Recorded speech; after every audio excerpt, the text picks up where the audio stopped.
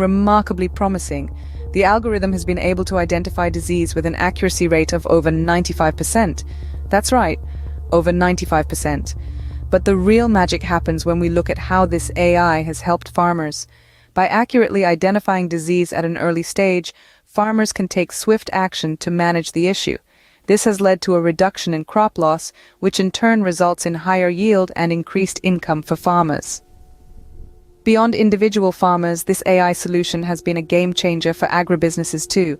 With more effective biosecurity measures in place, agribusinesses can ensure healthier crops, more consistent yields, and ultimately more sustainable farming practices. So you see, this is not just about technology for technology's sake. It's about using AI as a tool to solve real-world problems, to make a tangible difference in people's lives. As the case study illustrates, AI offers a powerful tool for enhancing biosecurity in agriculture. But what are some of the key takeaways from our discussion?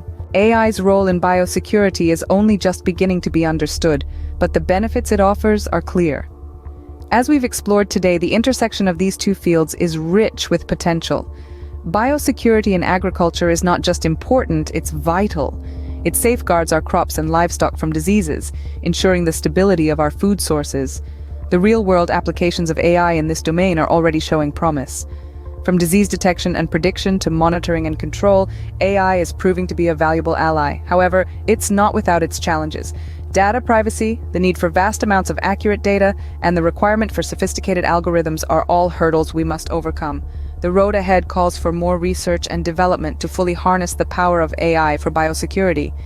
The aim is to create a system that's not just effective but also efficient, ethical, and sustainable. With AI on our side, we can look forward to a future where our food sources are safer, more secure, and more sustainable.